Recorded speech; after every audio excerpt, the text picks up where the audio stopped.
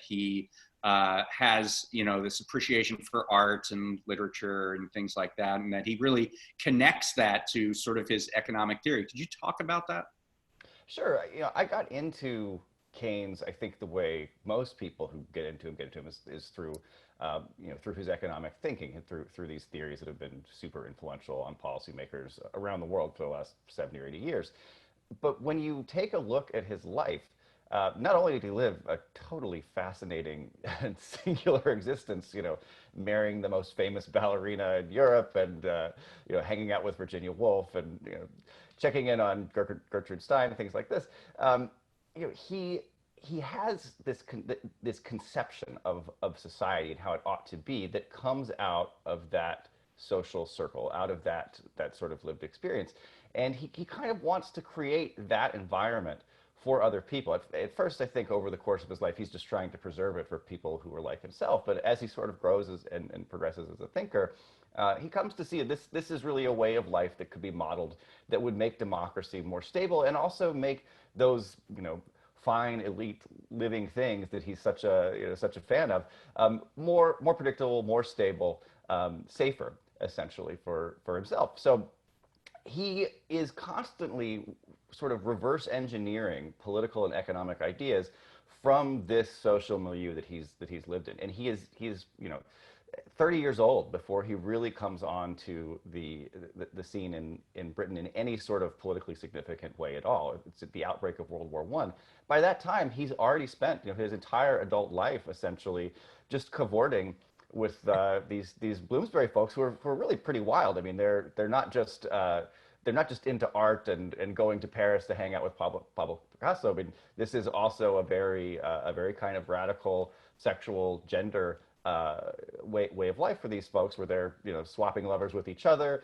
Keynes and most of the men in the group are gay, but end up marrying women.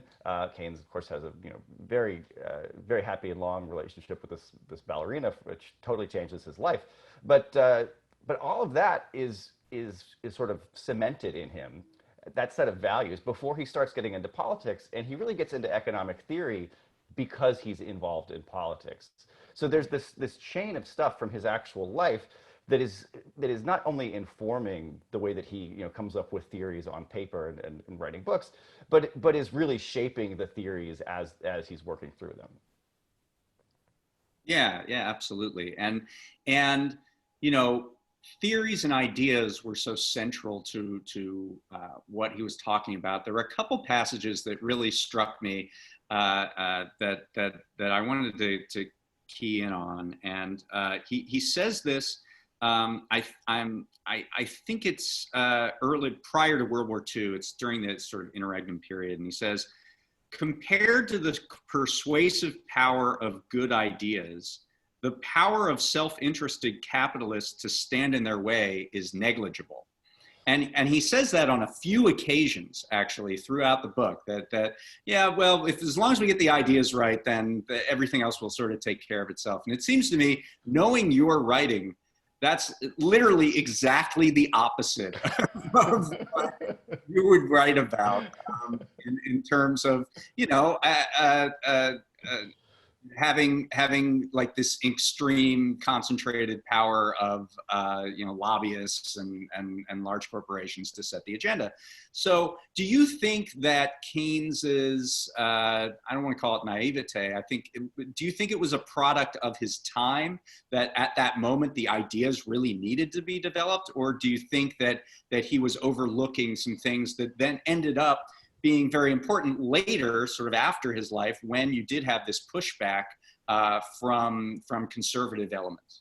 I don't think it's a product of the historical moment. I think it's a product of Keynes's worldview, of his sort of unique and singular way of looking at politics. He's this just totally incorrigible optimist, which is a bit ironic because he becomes famous for writing a book that's just totally just pessimistic, brutal diatribe after World War I. But he is just always convinced that humanity's problems are created by humanity. We can figure it out and solve it together. The only thing we've got to do is summon the will to do it. Summon the spirit to take on the problems that we have in front of us. And I think in a lot, I mean, I just think clearly that his view is desperately naive. Um, you know, he loses just about every significant political battle he's engaged in from the beginning of World War I to the beginning of World War II. He really doesn't have any successes as a policymaker until World War II, which the very existence of World War II is sort of the the defeat of the project that Keynes has been engaged in for 25 years. He's trying to prevent another war with all of this economic theory talk. So he is desperately naive, but I also think that optimism is nevertheless a really essential thing for people living in a democracy. Because if you don't believe that we can solve these problems, if you don't believe that somehow we can summon the energy to take on these issues, then we won't solve them. It will not be possible to change the world. You have to have people like Keynes in your government telling people, look, if here's the right answer, we can do this, and there's nothing really standing in our way. Even if it's not true, right? It's clearly a lot of stuff there was not true. And I think the way that we've even come to understand who Keynes is over the years through the economics profession in particular, rather than say, the philosophy departments or even like, diplomacy as a course of study. The fact that he's remembered as an economist is in many ways an example of the way these vested special interests ended up sort of taking control of the ideas he was trying to get out there. So, I mean, people forget by the end of his life those policies that he was successful at implementing in Britain. One of those was creating the National Health Service. He's the financial architect for the Beveridge Plan, which creates the entire modern British welfare state as we know it. So he was doing some pretty radical things that I don't think, at least I certainly didn't learn about in my Econ 101 class when I was introduced to Keynes as the guy who says you should spend money in a recession so that you can lift the economy out of the doldrums and get back on track. But I do think it's tricky now in this particular moment because in a very real sense, I think if you look at the Democratic Party and the way that it's changed over the last decade, intellectually, I think the war of ideas, the progressive wing of the party has had just tremendous success. Even the things that the Biden administration, or not administration yet, but the Biden campaign is talking about, these are ideas that were just not on the table during the Obama administration, certainly not during the Clinton administration. And yet, if you look at the way that the elections have gone, the primaries, for the most part, the left gets to, has won some battles here and there, but overall, the power structures of the Democratic Party, of the country at large, are making it difficult for those ideas to be implemented, even though a lot of the party has really come around on them over time. So I do think that distinction between power and idea is something that, that's always going to be with us. We're always going to have to fight both battles at the same time. Absolutely. I mean, our tagline is ideas, politics, and power. So it's definitely a push and pull between those two things. And to bring in sort of where I'm at with this, I mean, you could say that it's just a question of emphasis, right? It's what Keynes is saying is that, well, the ideas will win out. If we set up the proper system, people will see that system in place, and nobody will be able to surmount the walls to take it down. And I guess my emphasis is that the ideas do exist, and yet that wall is very, very low and easily surmounted by the forces that don't want to see anything different. And I mean, that's sort of a big part of my book about this sort of the way economic power and political power have an interplay and prevent these solutions that we know about that were written 100 years ago from actually being enforced and actually being brought into play. Well, Dave, can I ask you a couple questions about your book, or do you want to stay? No. We can just just go back and forth. That's fine. Yeah, you and I got to know each other around the financial crisis. We're both covering the banking collapse and then the banking bailout and the not bailout for everybody else. And I find it really fascinating. You were so well versed in financial policy, have been so well versed in it for 10 years. Your book, Chain of Title, I think is probably the best book about the Great Recession that came out during that period. what was it about monopoly power? How does this new book about monopoly relate to that work that you were doing, a decade ago? I mean, I think it's an extension of the same work, really. What we saw in the crisis is that a number of banks not only got concentrated, but sort of concentrated their resources. They threw a lot of money into the US residential housing market.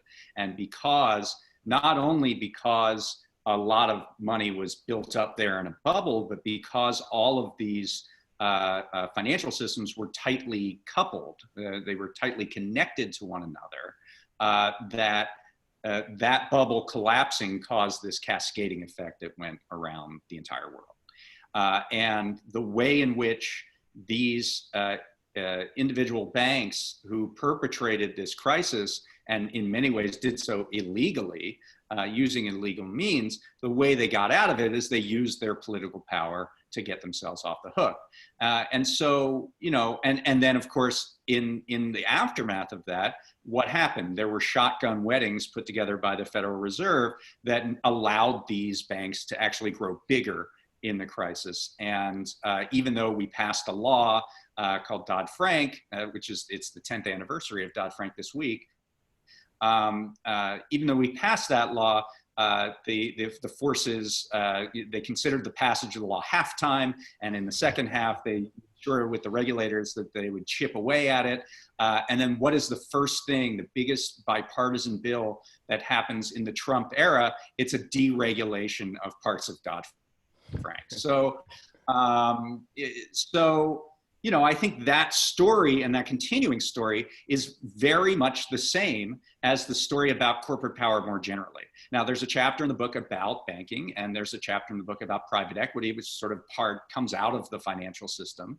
But it does go beyond that, and it looks into other sectors of the economy, but the story there is very much the same. You have this tight concentration, you have this fragility in the system where one failure can cascade and cause a much bigger problem than if there was a more distributed kind of network of suppliers and providers. You have economic power converting into political power such that people who commit wrongdoing are insulated from any consequences. They are granted special favors by the government to aggrandize their power, and they are enabled by neglect or sort of laissez-faire thinking to grow bigger at their will. And this has consequences on people's everyday lives. I mean, the difference between your book and my book is you write about this one man who had this tremendous extreme impact, and I'm writing about a bunch of people sort of living through the consequences of federal policy, and in the hopes that people recognize the inequities here and build sort of a wave of understanding and a movement to stop that at the top. So I think there's a consistency there, is my point. I want to talk to you about that approach that you take, with the way you tell the stories in Monopolized, and also the way you told the story in Chain of Title. When economists talk about monopoly, it is this very sterile and technical thing. Unless you get to a certain market share, unless consumer prices behave in a certain way, you don't have a monopoly. It's this very sort of textbook, almost like a math problem that they're looking at. Your book feels more like a social history. Why did you approach it this way? And is that approach related to the themes that you're trying to get across intellectually in the book? I do. I think that's a great question, because that was sort of my central launching point of, in the last few years, there has been this sort of academic intellectual movement that has gained a little bit of momentum. And there's a literature now. There are several books that have come out about the extreme power put into a handful of corporations. That's been done largely at the level that you're talking about, the technical level. I mean, there have been some academic papers and books. There's also been more popular books about history, sort of how we got to this point in where we have this concentrated system.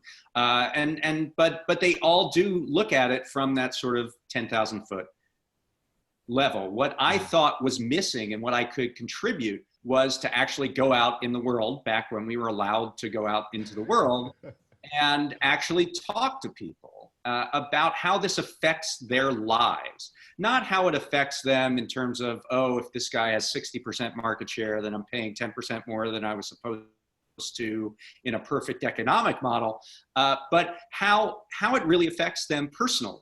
How it affects them as workers, how it affects them as small business entrepreneurs, how it affects their community, how it affects their democracy, how it affects, you know, the way that they have to live. I mean, one of the perfect anecdotes in the book is this story about these Amazon third-party sellers. And, you know, they have these conventions, and men and women being who they are, sometimes they couple up. And so a man meets a woman at one of these Amazon third-party seller conventions, and they start dating, and they decide to move in together. And the day after they move in together, Amazon suspends their accounts. And they try to figure out why. And what they learn is that because their accounts were housed in the same house and on the same IP address, Amazon thought they were doing something shady. And so they had to get permission from Amazon to live together. And I think that just tells you everything about this incredible control that these corporations have over our lives. And so I really wanted to get at that, because I felt like that's what was missing, the personal connection that people sort of innately, as I went around and did the reporting for this story, people know innately that something is wrong, but they don't know quite what it is, but they know that something is wrong with the economy, with the society, with inequality, with the inability to get ahead, with mobility, all of those things. They know something is wrong. And the way that I thought I could be useful is to connect those dots and explain, well, here's why you feel like you're not in control. Here's why you feel like there's this problem in society, and a lot of it has to do with corporate power. But a lot of what you're talking about when you make this point to me sounds not so much like monopoly understood as an economic phenomenon, but monopoly as a sort of political, I'd call it a problem, but a political organization, a way of doing politics. Is that fair? Yeah, I mean, I think that's the problem. I think we have shoehorned monopoly and competition policy into this economic lens. Whether you're talking about Robert Bork or whoever is responsible for this, they look at it now as simply an economic problem to be dialed up or dialed down. And because it's being seen through the lens of consumer welfare, this idea that as long as companies are more efficient and consumers have a better experience with those companies, then they're allowed to merge. The corollary of that being that all companies that merge get more efficient. So it's like a totally circular tautological argument. But as long as we look at it through that lens, you can always find an economist to say, oh, well, here's the ways in which I can print, using this equation, that this entity will be more efficient and will be better for consumers at all. What I was trying to get at in the book was to not look at price and not look at the traditional lens through which we look at monopoly, and look at the effect on quality, the effect on fragility of systems, the effect on democracy, the effect on regional inequality, the effect on all of these other things. And so that's, I think, leads to a different understanding of monopoly, and may trigger more people to get involved in this than would otherwise if they think it's solely an economic problem. So that would be my answer there. But maybe I'll move forward, because one of the super interesting things about your book that I wanted to ask you about is, most books would end at Keynes's funeral, right? And then they'd have maybe half a chapter about his legacy moving forward. But you kept running the odometer. You kept going well after his death and started to talk about the sort of imposition of his ideas. I'm wondering, was it a situation where you intended that all along, or did you sort of stop and do the sort of normal biographical thing and thought, no, I need to keep going because there's a lot of unanswered questions and things about the impact of Keynes today that I need to talk about. How did that process play out?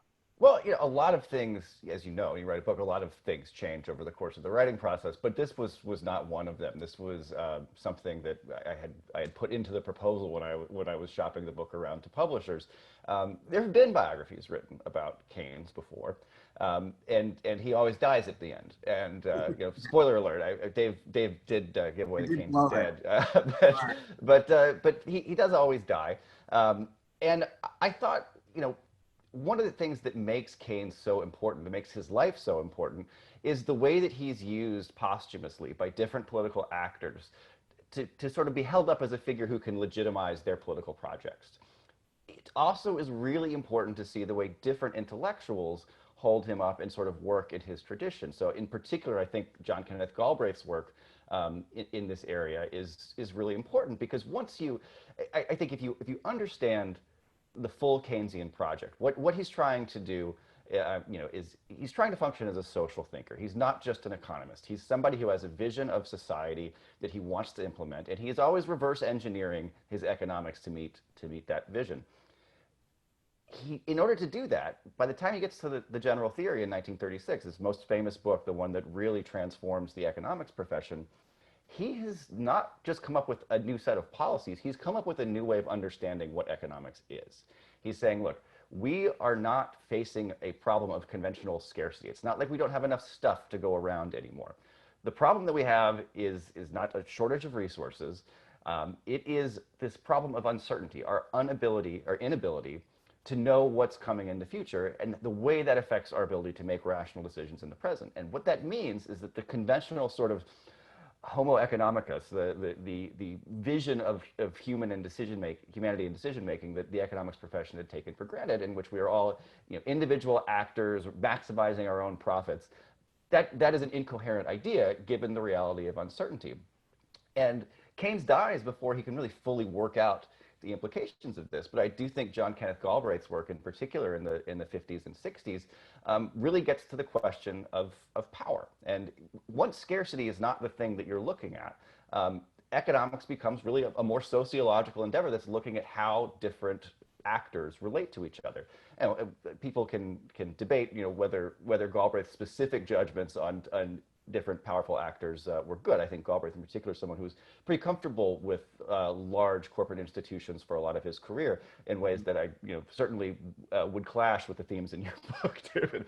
But that movement away from that intellectual legacy that happens becomes very important, not only for the history of ideas, but also for political history and how the world works. What people do with Keynes, the fact that Galbraith and other advisors to the Kennedy administration are Keynesians is really important in the implementation and development of Lyndon B. Johnson's Great Society initiative in the 1960s. Keynes is somebody they can point to say, look, it's not just a bunch of hippie liberals in America here. There's this great, grand, deceased British man who was a great intellectual, and these are his ideas. We are carrying on that tradition, and people do this all over the world.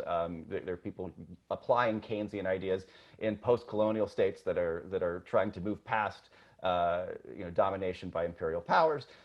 They're used clearly in Europe, throughout Europe, and here in the United States. So if you miss what happens after he dies, you kind of miss the significance of the story. His life has a different meaning because of what has happened since. And I don't think that's true for a whole lot of economists. Most economists, they have one or two ideas, and that's and maybe they had some kids and and like were really into their alma mater or something. So that's why. So it was tricky selling a book where a biography where the guy dies 2/3 of the way through. There were a whole lot of publishers who were like, why don't we just leave it there? Yeah. That's why that's probably more fascinating than what you came up with, was how it was the reaction within the publishing world. I want to say that to people who are watching at home, we do have a chat that you can add to if you want to ask questions near the end to either one of us. Just go ahead and type into the chat, and we'll check it out near the end. One other thing I wanted to ask you, because I was reading the book, and it's so terrifically written, and your normal course of doing day-to-day reporting and day-to-day writing is a different style of writing than you see in this book, obviously. But I was thinking while I was reading it, like, what's the one area where there would be the Zach Carter HuffPost story and how would that look differently? And it had to be, for me, the part where you talk about how Keynes got rich. And he did so by playing the markets. And in a way that I think the 1920s version of Zach Carter would write an absolute screed saying that this economist got fat on the advice that he was giving to the British government. It just seems like that would be a scandal today. Not just the 20s. During World War I, in particular, Keynes is not getting super rich at this point. He's not one of these enormously wealthy people, but he's in charge of British war finance in World War I. I think at one point he says every dollar that we spent on the war passed through my hands, and he's very, very highly respected. Everybody in the government just thinks he's totally brilliant, and he is not just raising money and talking to bankers and stuff. He's intimately involved in strategic decisions that are being made about combat and war strategy and war planning. And during this period of time, he is also speculating in commodities markets. So he knows that the British government is going to buy a whole lot of wheat. So he buys some wheat, and then look, they had to buy it. This is the kind of sort of self-dealing that is so common in your writing in the modern age. I mean, we should be clear. It doesn't appear that he's making combat decisions based on his investments, but it does seem clear that he is making investments based on the non-public information that he has about war strategy. So let's be clear on how it is corrupt. But I mean, I think certainly today there's no question that this would get splashed in HuffPost as an absolute scandal. The head of the Treasury is speculating on on war material. It's just completely unconscionable. But at the time, it was just very normal in British government. These ideas, the empire was at sort of the peak power, and it was accustomed to having people make a lot of money off of their public office. And I think also people in government didn't understand these things as well as Keynes did, so they weren't able to see that what he was doing was, even if they had been watching, which they really weren't, they would not necessarily have been able to understand the way that his personal financial stuff was was a little unseemly. Just to relate it to the world of Monopolized, I mean, this just seems like a very pervasive and normal thing today, right? And there was a story in the New York Times today about the George Mason University, the Center on International Economics, which is completely bankrolled by Google, Qualcomm, and Amazon. And it's a way in which these very standard ideas that I mentioned before about consumer welfare and about mergers generally being good get exported to the rest of the world. So they have this international economics society where they bring in regulators from all over the world and indoctrinate them into these ideas. It's paid for by corporate interest, and then people flock back to their home countries and decide to cancel any kind of investigations they were thinking of doing before. So while Keynes' corruption is more of a soft corruption, this is stuff that has a real major impact in terms of a small investment made by corporations that then magnifies into determining entire countries' antitrust policies. Yeah, and I think I think one of the things with Keynes that is, Keynes is always very sure of his moral perspective when he's throughout his career. He always is. He just never has doubts about his moral position and about the righteousness of what he is doing. And I think for the British government, for the most part, that ends up being a good thing because he seems like a pretty decent guy for the most part. I mean, he really is trying to work to take on inequality. He is trying to work to end the depression. He is trying to create international harmony and stop war. But it's a very dangerous worldview when you put it in somebody else like, say, Donald Trump, or the people who run these companies who have enormous, essentially unchecked power. And I think in your work as a journalist, I'm one of the things I really want to press you on here is how do these ideas about power and monopoly relate to this particular moment in this crisis? Because it's easy for me to connect these things to sort of like a political theory. We shouldn't organize a state in this way. How do these ideas reflect this particular crisis that we're living through right now, and what can they do to inform the way that we try to address it and get out of it?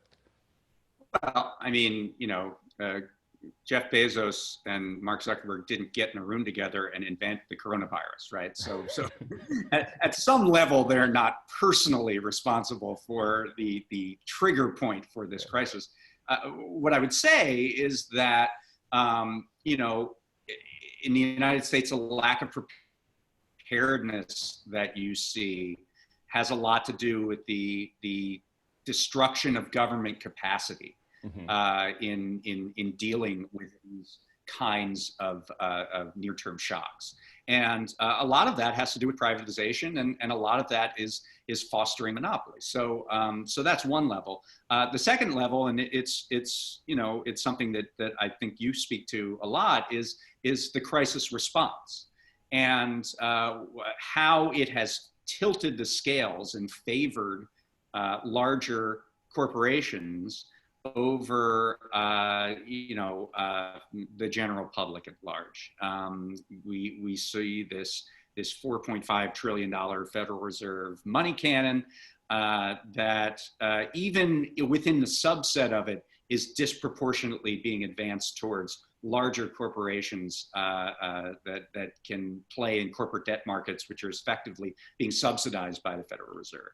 On the flip side of that, we have this time-limited set of fiscal responses that did not outrun the crisis itself and now are expiring. Literally this weekend, the $600 boost in unemployment is going to expire. And so you had sort of this time-limited fiscal response and then this massive response to resurrect and protect and take care of the largest corporations. Now, included in that is the fact that small businesses are likely to go under.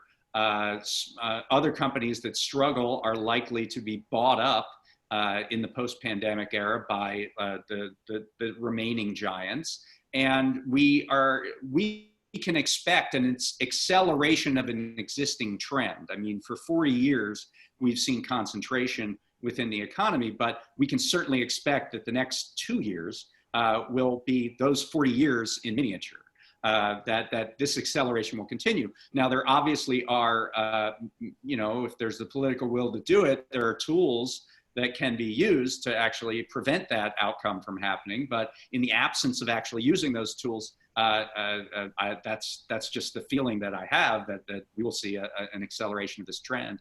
The other thing that we can talk about the crisis and the response is sort of the Keynesian role of government in this moment. I mean, we did see in the CARES Act a $2.2 trillion bill, the likes of which we had never really seen before, certainly out of this government, signed by Donald Trump. And the likes of which was pretty massive, just even on a historical level. And now we're talking about anywhere between 1 trillion and 3 trillion more to handle this response. So I guess my question is, what can we look to Keynes in terms of how the crisis has been managed so far and what can be done about it in the future. I think it's important to emphasize that there's a way that your ideas about monopoly overlap with Keynes's ideas about inequality, but they are approaching it from different perspectives. Keynes doesn't really care about monopoly that much.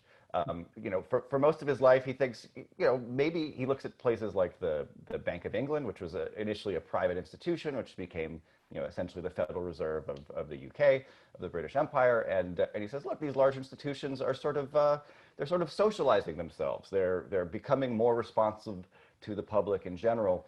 We don't need to worry about that so much. What we have to worry about is bad policymaking in London and later on in America.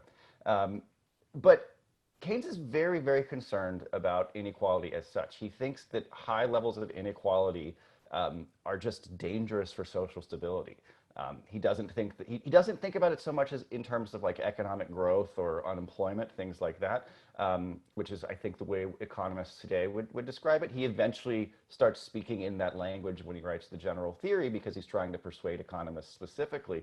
But he's mostly concerned about social stability and social breakdown. He's worried that countries will come apart and their internal incoherence will not only make them vulnerable to authoritarianism domestically, but to make them more prone to warlike activity outside their borders. As the country breaks down, people start blaming foreigners for their problems, and you have more conflict. So he's deeply, deeply concerned about inequality for these sort of other moral and political reasons. I think he would look at the crisis response here, and I don't think he's going to be somebody who would be thinking very much about the size of these rescue packages, about how much money we were spending on these various events. He famously says in 1942, not so famously actually, should be more famous, anything we can actually do, we can afford.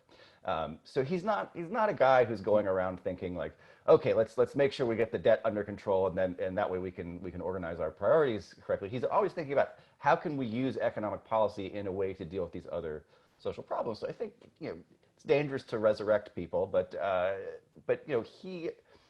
he would look at this response, and I think he'd say, look, it's good that they did something, right? They didn't do anything in the Great Depression, and that was really bad. You do have to rescue these businesses. If you let all commercial activity just be destroyed, that's not good for society either. But I think the way ordinary people got very little out of this, and large institutions got, and by extension, the richest people in the world got, essentially a ticket for free lunch for the rest of their lives. That is something that I think he would find very troubling, not because he'd be looking at the way that these institutions sort of affect people's lives, but because he'd say, like, people are going to think that's unfair, and they're going to get mad, and they're going to revolt, and he's just terrified of revolution. Like, you've got to stop revolution at all costs. That jeopardizes, tea with Virginia Woolf. So. So he's very, I think he'd find the unequal treatment much more troubling than the size of the arrangement one way or the other. The other thing though is that this is, the coronavirus is not our only problem right now. You have all this international breakdown happening. It's been accelerated by the coronavirus, I think, and I want to ask you about that in a minute.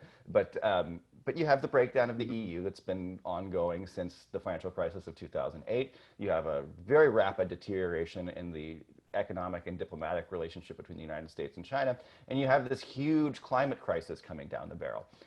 So Keynes would be saying, we do need to fix this coronavirus stuff. We do need to find a way to keep people's incomes supported. But he was always trying to come up with these big, wildly ambitious grand plans to sort of fix all of the universe's problems at once. So I think he would have had some sort of, like, let's make sure we deal with climate change while we're dealing with the coronavirus. Let's try to fix this trade relationship with China while we're dealing with coronavirus. And he would have come up with something very creative and ambitious that is beyond my powers as a biographer to conjure. But I think he would have been very unhappy with the bill as the rescue project as it's gone so far. But I do want to ask you about the rescue project, because I think you wrote a lot about the healthcare system and what was going wrong with it during the early days of the pandemic.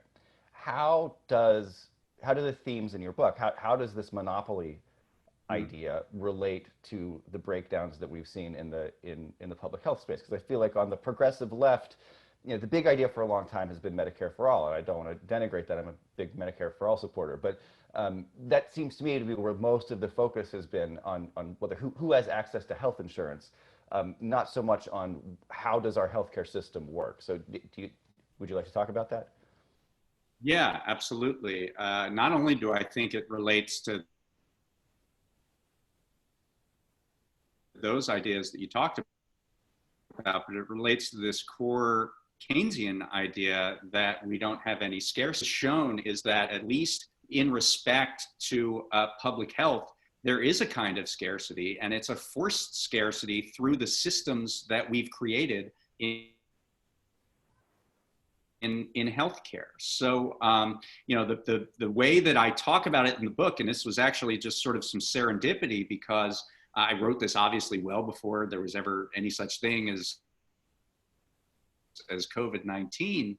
But I write about hospitals, the fact of supply chains being very long and concentrated, and also the contracting relationships by which hospitals get supplies has created this sort of forced shortage, which is not supposed to exist in a market economy, right? If somebody needs a good, then somebody will pop up to create that good and produce it and distribute it. That's not what happens in healthcare. I tell this story about IV bags, which is literally salt and water in a bag. And in 2017, there was this terrific shortage of salt and water in a bag. And I tell this story of a guy who is sitting with his wife as she's awaiting a chemotherapy treatment. And he's told that the nurse has to deliver it manually through a syringe, which is a technique that was used like in World War II. Right? It's just not used now because usually you'd put it through an IV and that's how you'd get the medication. And he's told that, we don't have any IV bags, so we got to do it this way. He's looking out, this is in La Jolla, California. There's a big bank of windows. He's looking at the Pacific Ocean, which is salt and water. And he's being told that we're out of salt and water in a bag. And that absurdity is baked into our health system.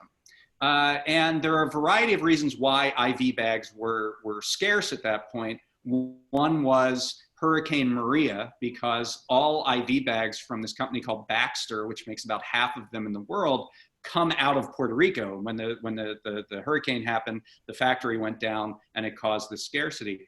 But IV bags were scarce even before that. And that's because of these contracting relationships that make it hard for low margin hospital supplies to generate enough of a profit for companies to actually want to provide them, because these middlemen in the system, these GPOs, group purchasing organizations, take all this money out. And they also create sole source contracts. So if you're a hospital and there's any kind of disruption with your supplier, you have nowhere else to go. You're locked into this contracting relationship. So those are just some examples, and they're kind of low profile examples, but they became very high profile during the pandemic, when suddenly we don't have face masks in this country. We're supposed to be an abundant society, but how do you call us an abundant society if we can't make enough pieces of cloth with two strings tied around them? We couldn't get ventilators, and we couldn't get all of these various supplies, and now we're seeing it again as testing expands. These little tips that are used to collect samples and testing are becoming scarce once again. So we can't seem to get this issue right. And I think this is something that Keynes, I think, would be really interested in, because this is not supposed to happen. We are a wealthy society. We have a lot of people with talent, but they're all on the sidelines because, in large part, of these monopolies that are rigging the system to their benefit. Keynes spent a lot of his life talking about trade and the international trading order. He grew up a very committed free trader, believed very passionately in the virtues of free trade, and he did so before he had any familiarity with economics. It's really tied to a particular conception of the British Empire and liberal imperialism that he grew up with. He sees the British Empire as this sort of, I think, much the way that like contemporary American exceptionalists see the United States as this force for democracy and prosperity around the world. And so, of course, you want to have free trade because you don't want to have a predatory relationship with other countries. You want to support them and support each other, and hand in hand, we all march to progress. And he becomes very disillusioned with that vision of the empire during World War I, when he sees his own government doing lots of horrific things, and in many ways is advising and complicit in those horrors. But he sees this as a problem for international organization, and starts seeing that the way that we talk about trade often gets in the way of very important domestic realities that can lead to broader international problems. So by the 1930s, he's become much more open to the idea that there are really important national industries that have to be taken care of, not because they're more economically efficient or anything like that. He openly says, look, this will be less efficient than if we had a free trading system, but because he believes that they will cause so much domestic unrest if they're not dealt with, that you'd have a bigger international political problem. And so the fact that we had nurses wearing trash bags, for the last 2 months, treating patients in a pandemic, that looks like a pretty glaring problem with the production system and the international distribution system, right? Even if Keynes would not be well versed in the language of monopoly to describe the problem. That was one of the more fascinating parts of the book. So I'm glad you brought that up. So we have some questions from the audience, and I think I'll bring it up. One for you to start. Does the author, I guess that's you, talk about the Keynes's interactions with Hayek, and what did you think about that? I know there is several sections about Keynes and Hayek, so why don't you talk about that relationship? The relationship between Keynes and Hayek is really fascinating because I don't think from an economics perspective, even Hayek himself sort of said that his economic ideas from the 1930s weren't that great, didn't age super well. But as political theorists, I think the two of them really are we're talking about the central battle over Enlightenment liberalism, and what it means in the 20th century. How is it supposed to respond to the problems of the 20th century, and what does it mean to be a liberal in the 20th century? And they have very, very different views about the sort of core meaning of Enlightenment liberalism. I think, today in a lot of ways we talk about, it's certainly on the left, there's this idea that there are liberals who are sort of, on the left is calling them moderate weasels, and the left are these unreasonable radicals. Keynes would be he would have a huge problem with this division. He thinks the tradition of Enlightenment liberalism is something good. It's not something to be denigrated. He rejects the transformation of liberalism into the neoliberal model that eventually comes down the pike in the 1970s, because he's fighting with Hayek about it in the 1940s. He takes very seriously these ideas about individual liberty and freedom of conscience that he thinks are central to liberalism, but he thinks the economic ideas that are being used to sort of achieve these ends are just so bad at securing them that they end up defeating the very project itself. That if you don't have good economic policy, and good economic policy here is something broadly Keynesian, then you will see societies break down and turn authoritarian. And Hayek sees things from a totally different perspective. He thinks, look, as soon as you start providing Social Security to people, giving them money for nothing, you have abandoned liberalism for totalitarianism, and you are on the road to serfdom, as he says in his most famous book. But that said, these guys are like kind of friends while they're fighting over this stuff. They're both very, very fancy intellectuals. Hayek is an Austrian aristocrat. Keynes grows up middle class, but he becomes very wealthy and really enjoys sort of socializing with the European elite. So they're social equals later on, but they're also not considered intellectual equals at the time. Over the course of Keynes's life, it's very clear that Keynes is this important grand figure, and Hayek is kind of a minor academic. He becomes a big deal in the 50s and 60s as neoliberalism starts to pick up as an intellectual movement, and he's held up as sort of the grandfather of that movement. So the fight between them is not terribly significant at the time, but it becomes significant because of what happens certainly after Keynes dies. That's why you got to keep telling the story. There were a couple questions for me. One I can answer pretty quickly. Someone asked, what tools exist at the state level to exercise antitrust power? There was actually a great research note on this by the Institute for Local Self-Reliance, which is a fantastic organization that specifically was about what can be done at the state level. And I go through a lot of those solutions in the book. Some things we know about that are popular on the left, things like public banking, but there are also smaller ones that are less heralded. The state of North Dakota, which has the nation's only public bank, also has a rule that pharmacists must be local. They have an anti-chain pharmacy rule in North Dakota, and it actually was challenged recently at the ballot, and it lost. The independent pharmacy rule stood.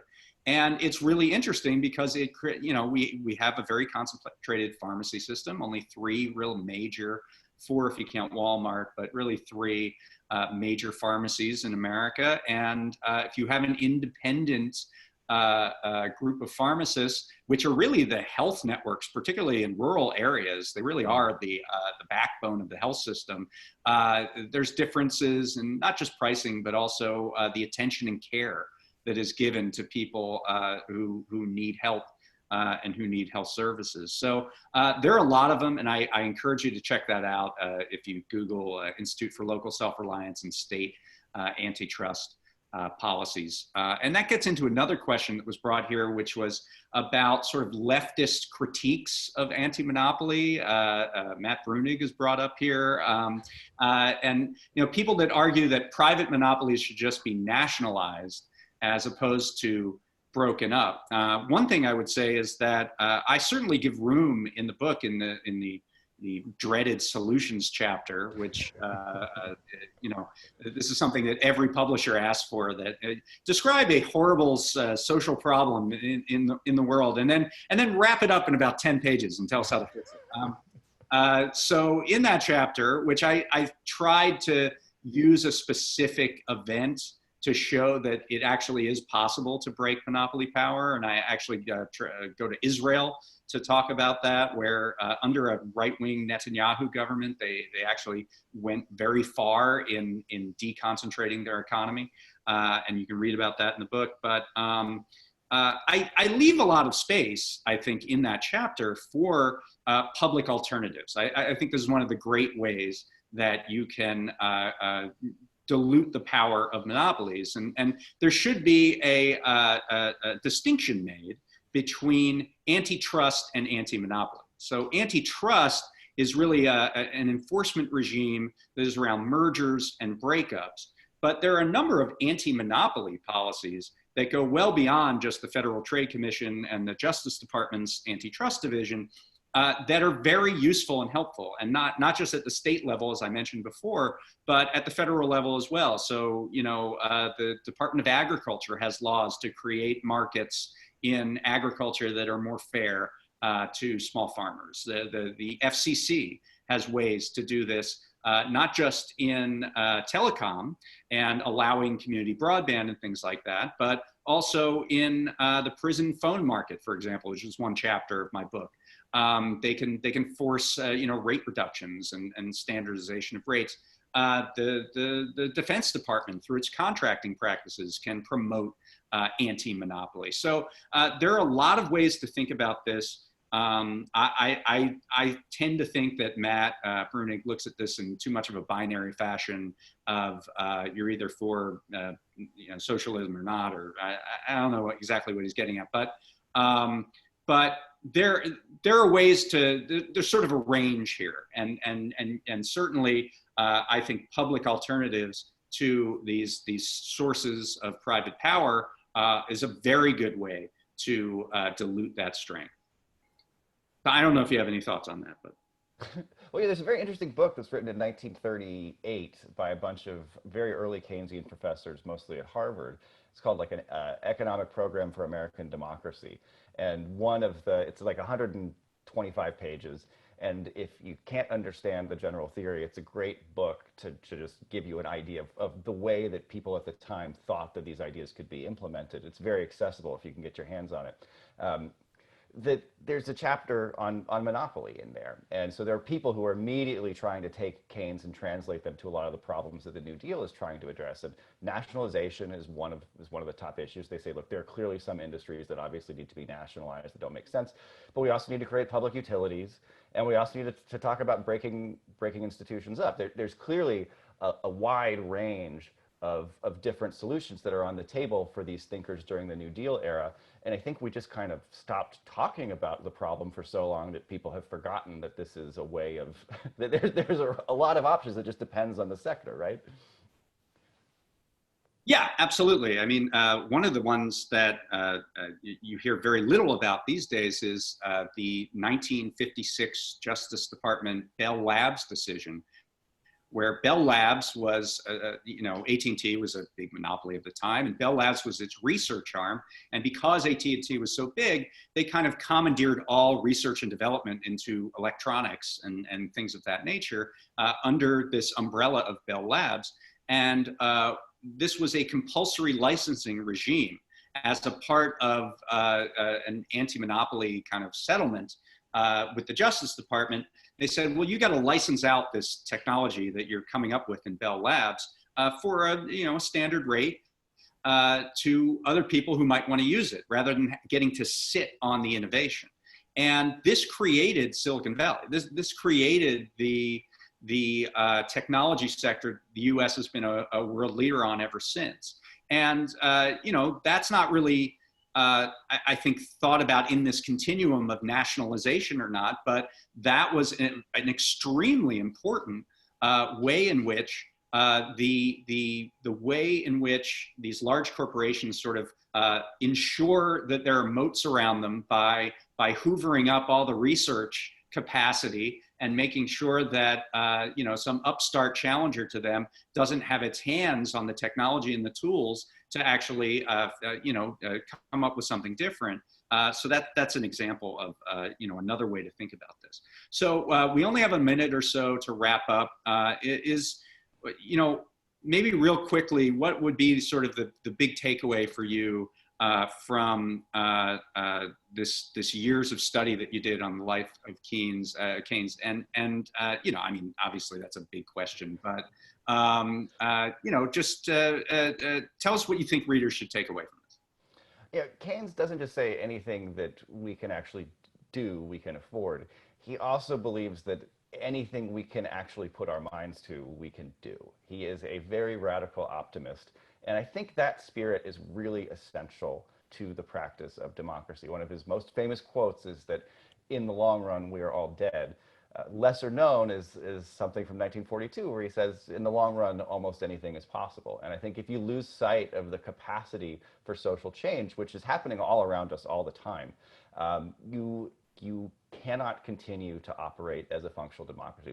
Democracy requires faith in the future to be revived and to function as a going concern. But with that said, Dave, what should people take away from your book? Yeah, I mean, I think there's a part of that in there. This idea that we actually know how to solve this problem. That this is not insurmountable from a theoretical perspective. It only seems insurmountable because we haven't built the sort of underpinning to force the political system to act. Richard Hofstadter in the 1960s had an essay called Whatever Happened to the Antitrust Movement? And this was a time when antitrust was actually very vibrant in the government. But what he noticed was that the movement from below to actually force these changes to be made was gone. It was very present in the progressive era, farmers, laborers, small businesses, forced a lot of these policies into being. But now it was just sort of at the whim of the enforcers, and there was no movement below it. And it was very prescient that Hofstadter wrote this, because within 20 years, the people at the top changed their minds, and there was no movement to say, hey, what happened? So he was absolutely right about that. And what we need today is to restore and reinvigorate that movement. And if you do, then I do think that significant changes into the way that our lives are governed by this group of corporations is possible. So I want to thank you, Zach, so much for your time. I appreciate it.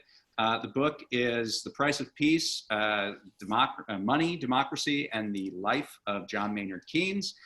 My book is Monopolized, Life in the Age of Corporate Power. And this was just a great discussion, and thank you for coming with me to have it. Just terrific to talk to you, David. All right. Take care.